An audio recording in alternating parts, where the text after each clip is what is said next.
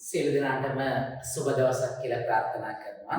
පුතේ අද මම ඔයාලට අපේ සංදි පාඩමේ 3 වෙනි සංදිය පරස්පර ලෝප සංදිය කියන්නේ මොකක්ද කියන කාරණාව කියලා දෙන්න තමයි සූදානම් කරන්නේ. මේ වෙනකොට අපේ සංදි පාඩම් මාලාවේ ස්වර සංදිය ඒ වගේම පරස්පර ලෝප සංදිය අපි සාකච්ඡා කරලා තියෙනවා.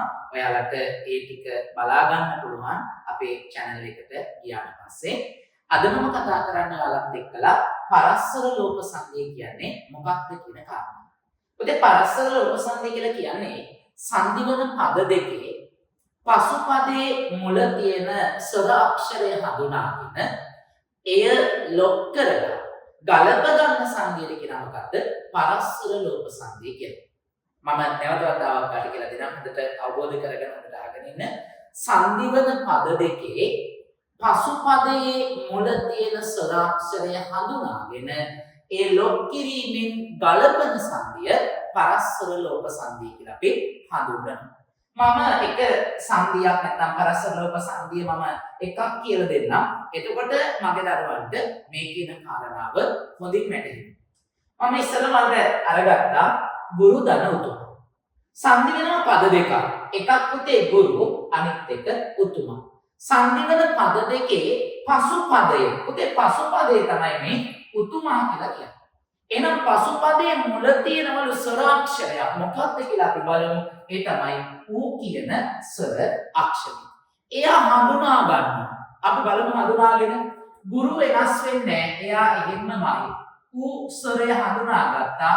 ඊට පස්සේ තුමා. දැන් සංදි වන පද දෙකේ පසුපදයේ මුල ඇති ස්වරය හඳුනාගෙන ඒ ලොක් කිරීමෙන් ගලපන සංදිය. ඒ ලොක් කරනවා මෙනිමක් කරා. ලොක් කරා ලෝපය.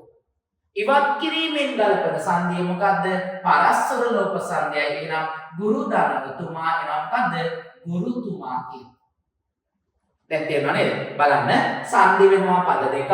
එකක් ගුරු අනිත් එක උතුමා.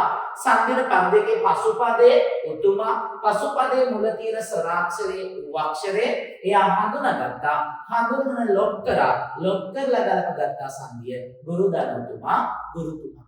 බලන්න පරස්පර ලෝප සංදිය. ඒ කියන්නේ පසුපදයේ තියෙන ස්වරය ලොක් කරන සංදිය පරස්පර ලෝප සංදිය.